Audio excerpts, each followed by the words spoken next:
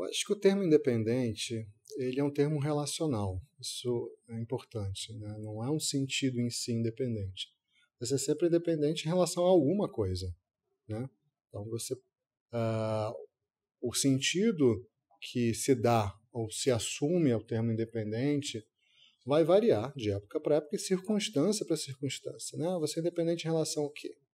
Em relação ao certo extrato do mercado, né? Então, a relação que chama de mainstream.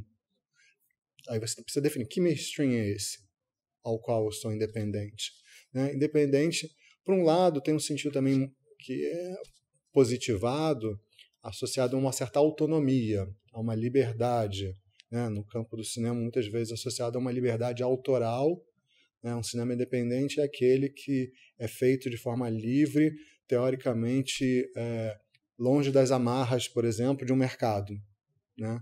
Então, de uma forma autoral. Mas isso é muito relativo. No caso do cinema, né, essa suposta independência autoral, uma completa liberdade, dada a dependência da tecnologia, é sempre cara, né, a princípio. Então, não é igual um poeta que basta papel e caneta para fazer sua obra. Você vai precisar quase sempre de dinheiro, de uma base material. Então, a independência, eu acho que no caso do cinema, é sempre relacional e relativa, né? Tem um trabalho muito bom de um colega meu, professor Luiz Alberto Rocha Mello, hoje professor da Universidade de Juiz de Fora, que foi ir a fundo num momento da história do cinema brasileiro em que o termo independente ganhou mais força, inclusive com um conceito historiográfico, que foi nos anos 50. Né? Você tem alguns conceitos historiográficos que definem cinema silencioso, cavação, né? Chanchada, cinema novo, cinema marginal, porno chanchada. E na historiografia do cinema brasileiro você tem, por exemplo, o cinema independente dos anos 50, que para muitos é um marco do que seria um cinema moderno, um cinema autoral, né? Um precursor, por exemplo, do cinema novo, está muito associado a um diretor como Nelson Pereira dos Santos e um filme como seu primeiro longa, O Rio 40 Graus, mas não apenas. Né? Se você olha que a gente poderia chamar de uma historiografia clássica do cinema brasileiro, esse cinema independente dos anos 50 é o Nelson Pereira dos Santos, Alex Vianney, né?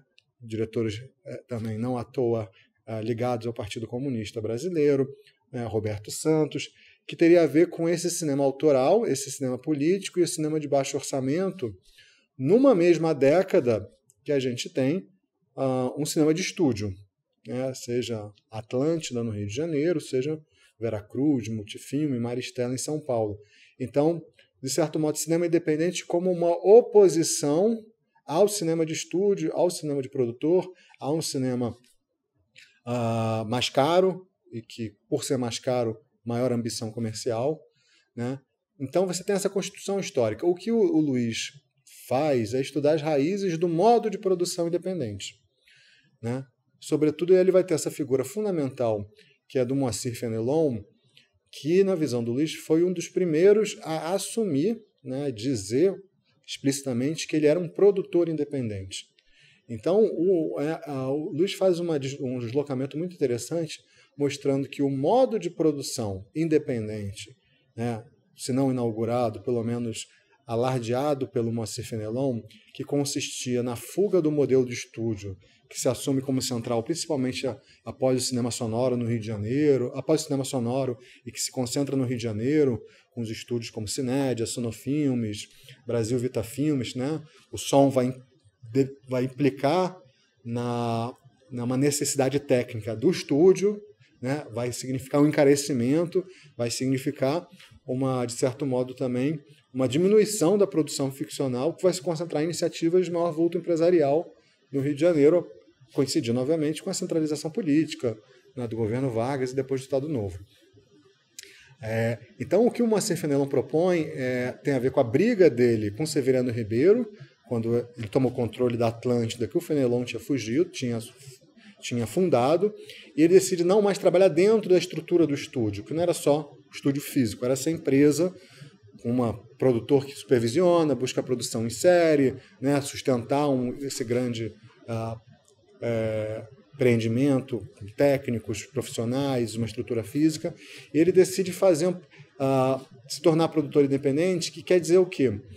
Ele não vai ser mais o dono do estúdio, ele não vai ter mais funcionários sobre contrato, ele vai, para cada empreendimento, criar as condições para a realização do filme, né? Então, ele vai alugar um estúdio, vai alugar equipamentos, vai contratar profissionais e atores por empreitada, e assim ele não precisa mobilizar um capital para essa estrutura fixa. Ele vai ter que captar recursos para cada filme e alimentar. O que tem a ver também com um movimento mais amplo, no pós-guerra, de crise ou questionamento do modelo de cinema estúdio nos Estados Unidos, e começa essa produção independente também, ligado muitas vezes a cineastas ou atores ligados à esquerda, com pretensão autoral. Você pega Humphrey Bogart, John Garfield, entre outros diretores, como Jules Dassin, que vão ser listados, né, na lista negra lá, no macartismo, né? Essa ideia de não é mais necessária a estrutura do estúdio. Essa estrutura talvez esteja cara, talvez seja engessante, e também, obviamente, com no que a gente vai chamar de cinema moderno, que tem a ver com novas tecnologias, né? Você não tem mais essa necessidade explícita do estúdio como uma demanda técnica, tal como o início do sonoro. Então, você tem a dublagem, você pode filmar ao ar livre, você tem câmeras mais leves, você tem negativos mais sensíveis, ou seja, mesmo a paisagem tecnológica que vai permitir a emergência do neorrealismo italiano, por exemplo, talvez marco desses novos cinemas. Então é interessante esse deslocamento que ele faz, né? Ou seja, o modo de produção independente que o Nelson Pereira, que trabalha anteriormente em chanchadas, vai ser associado, não começa com ele. Começa dentro da própria indústria. Começa com o Fenelon, que tinha também uma ambição artística, mas estava plenamente inserido na indústria, nas demandas, nas injunções comerciais. Portanto, acho que o trabalho do Luiz é muito importante para perceber, né, como o termo independente ele tem nuances, ele tem deslizamentos, né, para além dessa associação mais óbvia, muito repetida de independência, como liberdade autoral, etc., que é sempre relativo, né, como eu falei no caso do cinema. Então, eu acho que isso varia muito, né? A gente vai ver, por exemplo, a emergência do termo independente com muita força nos anos 90, do cinema independente americano, né? Tarantino, quando emerge, essas coisas.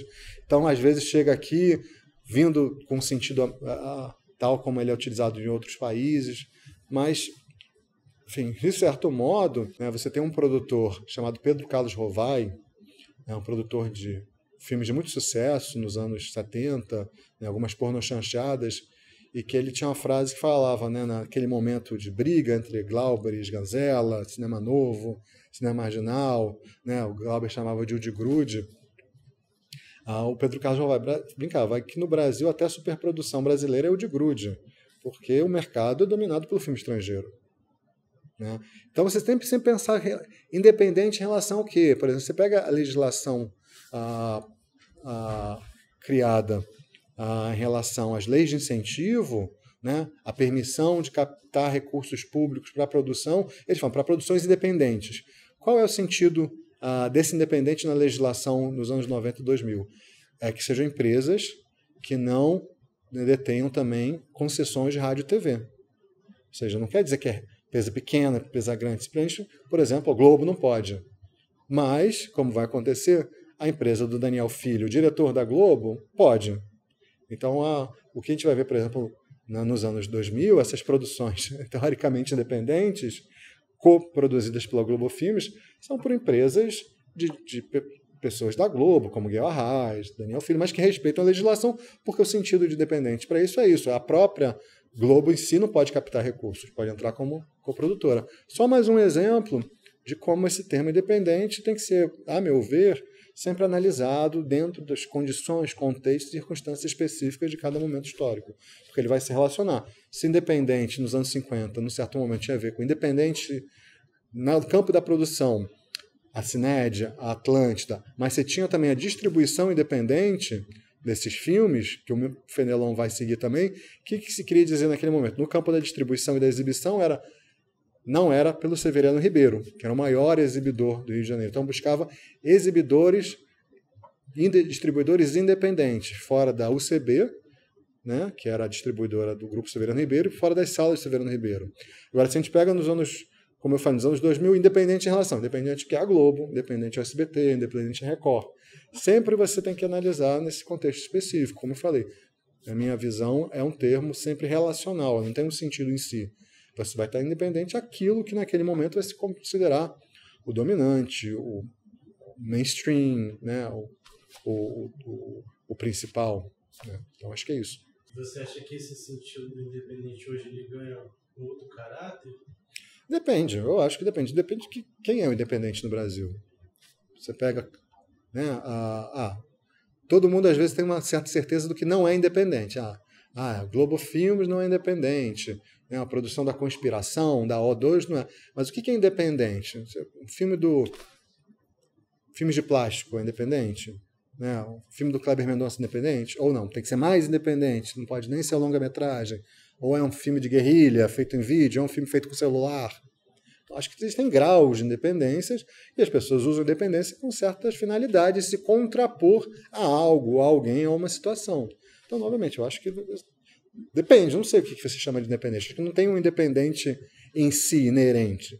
Né? Tem pessoas que assumem com algum sentido, tem algumas pessoas que são iniciativas, grupos, coletivos, são chamados para elogiar, para denegrir como independente. Também não vejo naturalmente, embora geralmente seja se assuma esse termo com um desejo positivo, eu acho que isso pode falar independente também pode ser usado para denegrir, né? Vamos falar dos anos 60, que é uma situação bem diferente no momento contemporâneo. Nos anos 60 você ainda tinha um circuito exibidor amplo, né? A televisão estava começando a crescer, mas você tinha mercados bem diferentes, cinema e TV. E o cinema novo vai se mudar muito ao longo da história, desde sua origem, né, os seus realizadores, até o momento seguinte. Né? Você tem, por exemplo, uma figura como Glauber tem inicialmente um ímpeto anti-industrial, né? Uma recusa. Havia a ideia, inclusive, de que Hollywood estava em decadência, a televisão ia substituir Hollywood, que o futuro do cinema era o cinema independente, eram os novos cinemas, era a novela vaga, era um cinema autoral, um cinema jovem. E depois desse momento anti-industrial, a própria necessidade de sobrevivência e continuidade vão fazer com que eles tenham que revisar isso. Por quê? Porque embora o cinema novo possa ser criticado que tem esse discurso, na prática eles faziam longas-metragens para serem exibidos em salas de cinema e tiveram que apelar para distribuidores comerciais. Né? Embora o mercado, desde a Primeira Guerra Mundial, tenha sido dominado pelas distribuidoras americanas, você sempre teve distribuidoras menores trabalhando com as franjas do mercado, seja com filme não americano, filme europeu, filme latino-americano e também com filme brasileiro. Né? Mas a dificuldade dessas distribuidoras pequenas ou das grandes distribuidoras trabalharem com filmes brasileiros levou com o próprio Cinema Novo fizesse uma distribuidora própria, que foi de filme, em 65.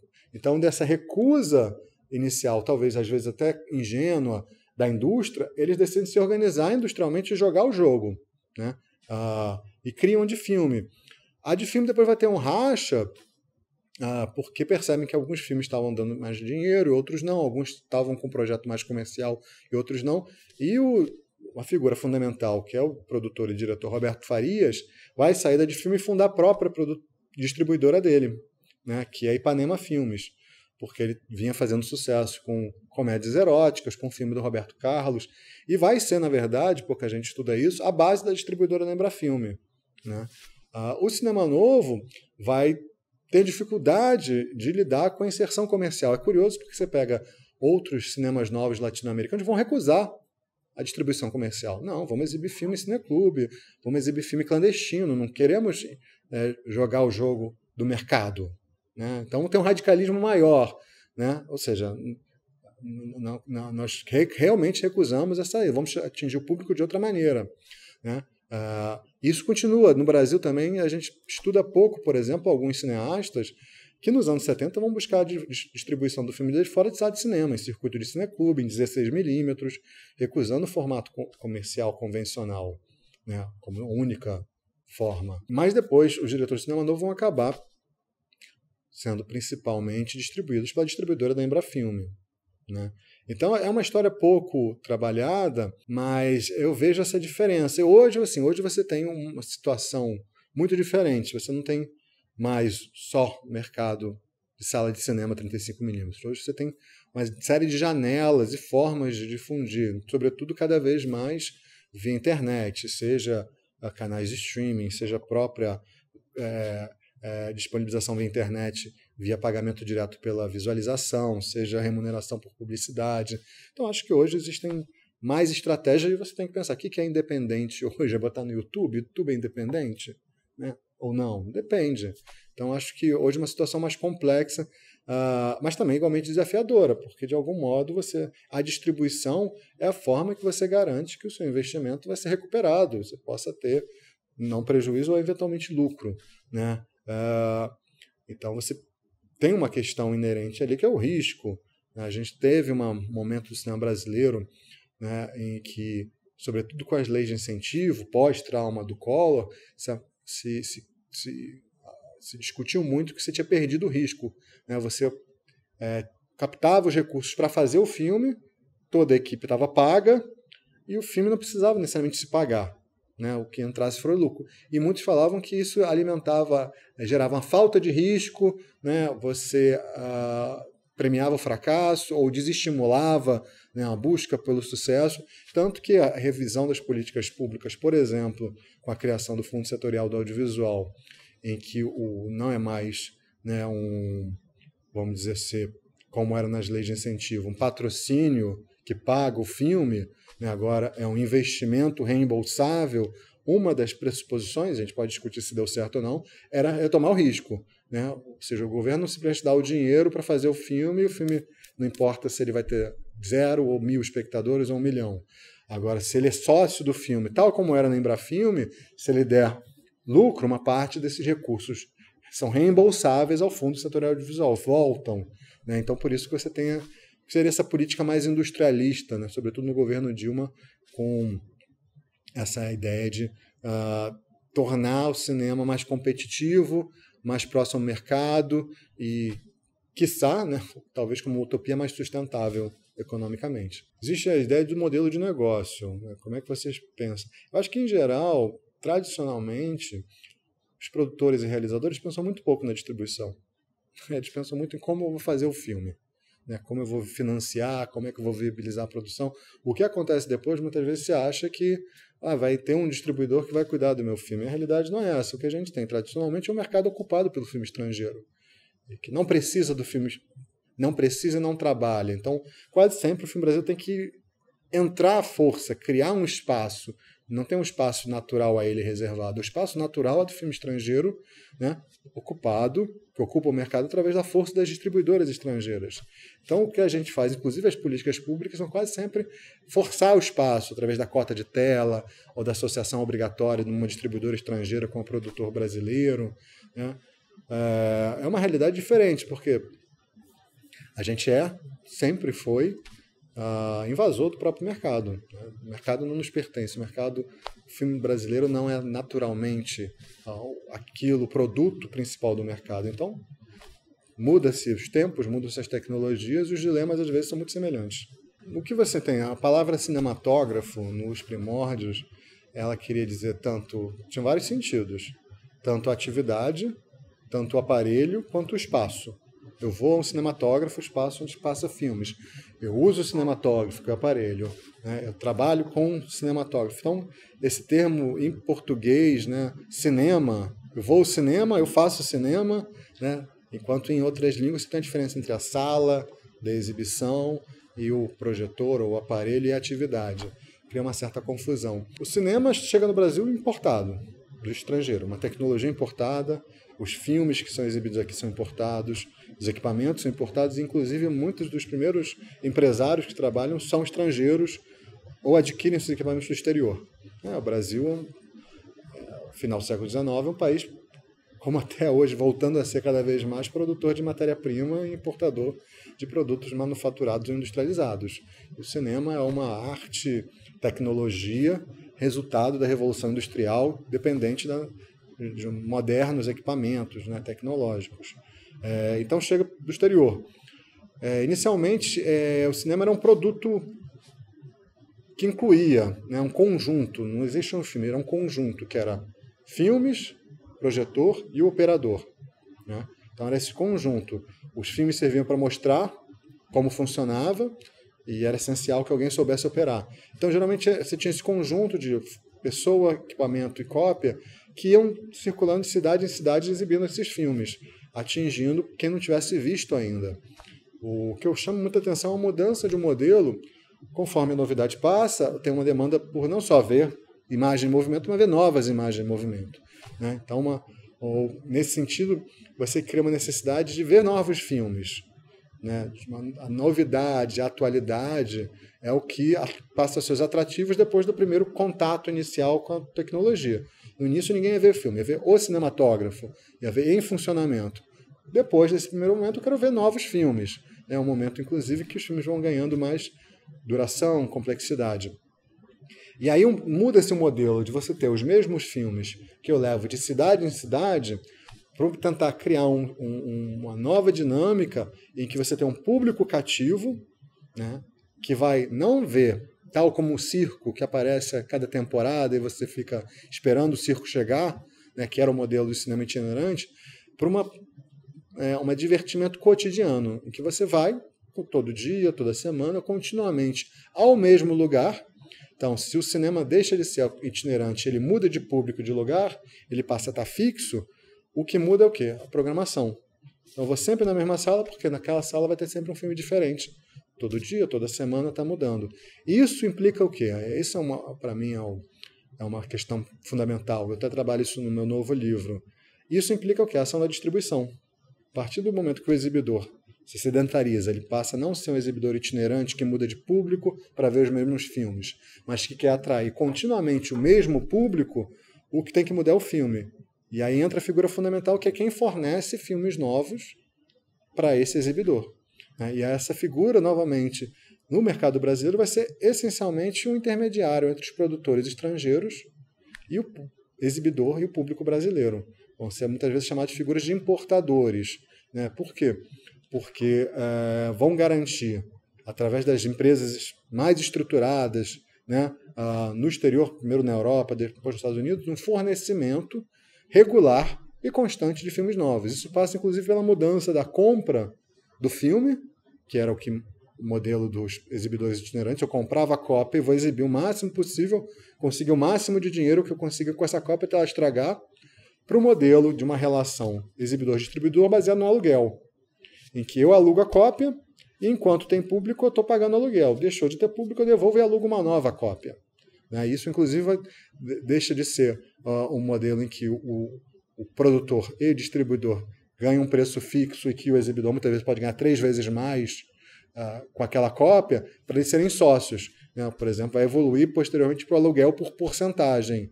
Né? Ou seja, eu alugo o filme, quanto mais sucesso, mais o distribuidor ganha, porque ele vai ganhar 50%, 25%. Então, é assim que vai se estruturando o negócio cinematográfico, não só no Rio, em Niterói, mas no mundo inteiro.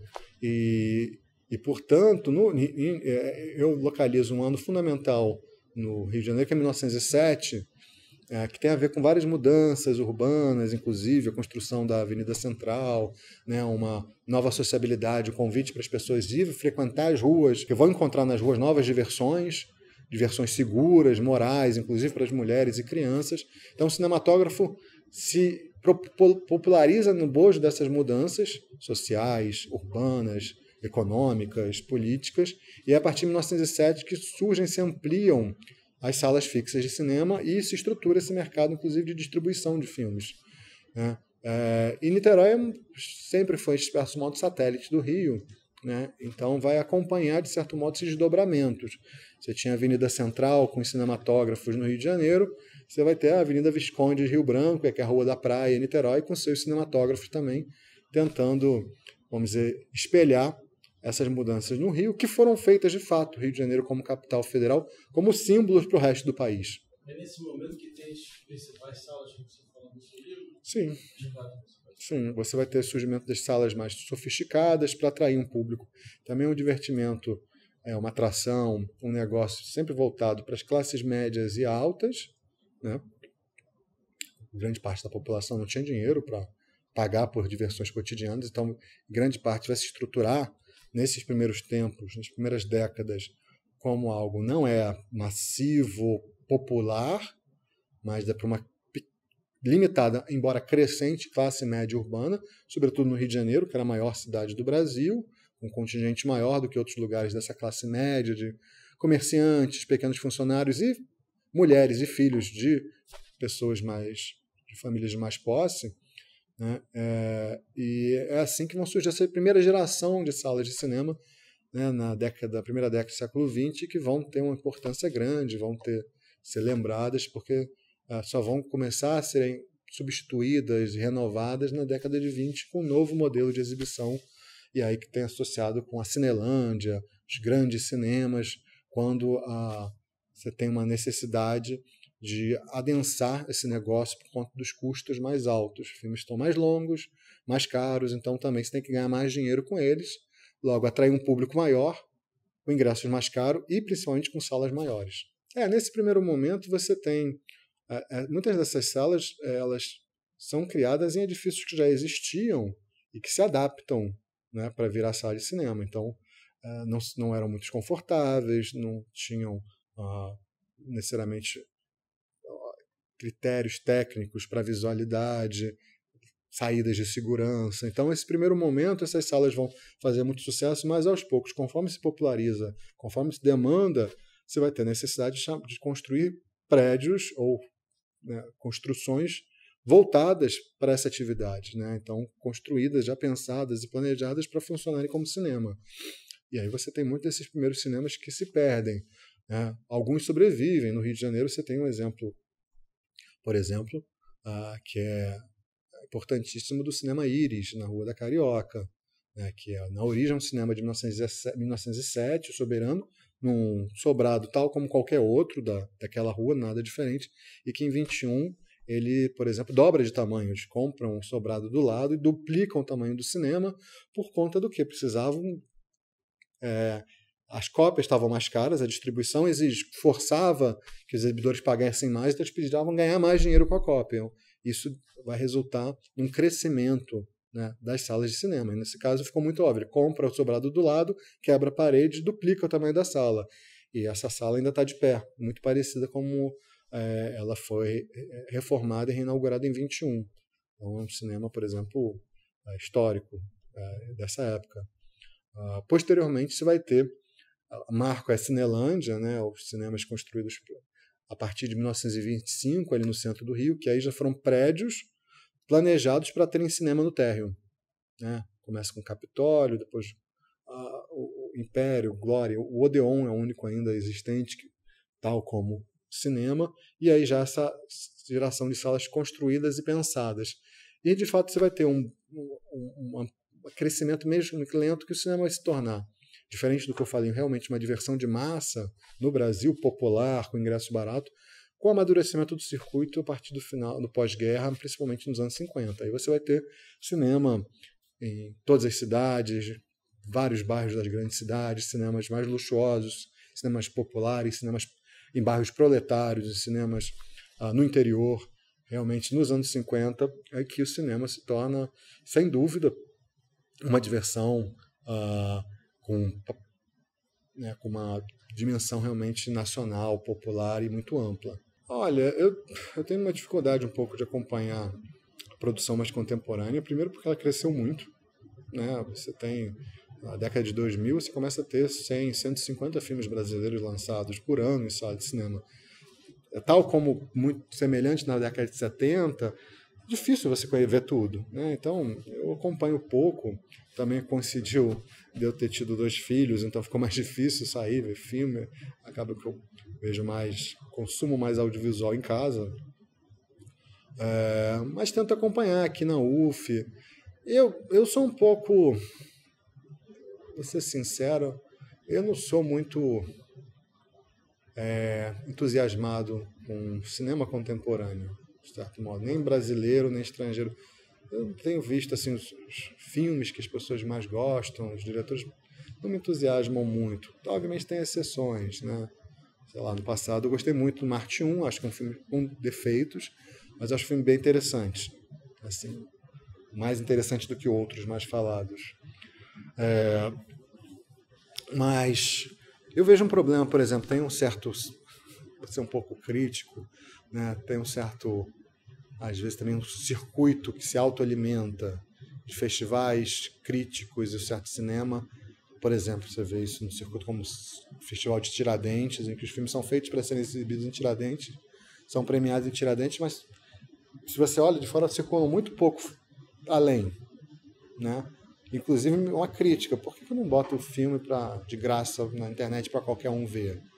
Né? Aí fica o filme, às vezes, difícil de você ver, é visto por pouca gente, é difícil acesso, entendeu? Não tem...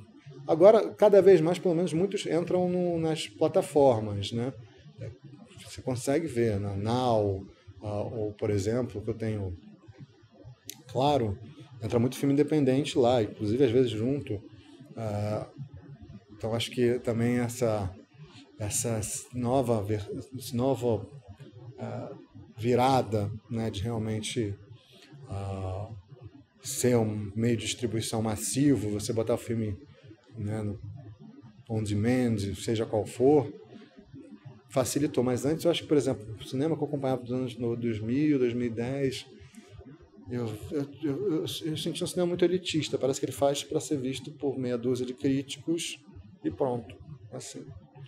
Mas tem dificuldade mesmo, também é minha. Tem produção de curta-metragem muito grande, curta-metragem às vezes é difícil, né? Às vezes eu procuro, não está na internet, você tem que conhecer o diretor para te mandar o link com senha. Então, novamente, eu tenho uma certa crítica, eu acho que as pessoas às vezes se preocupam um pouco, menos do que devia, em garantir que o filme chegue ao público. Às vezes é uma postura meio do diretor de faço o filme, agora vocês se virem para dar um jeito de ver meu filme.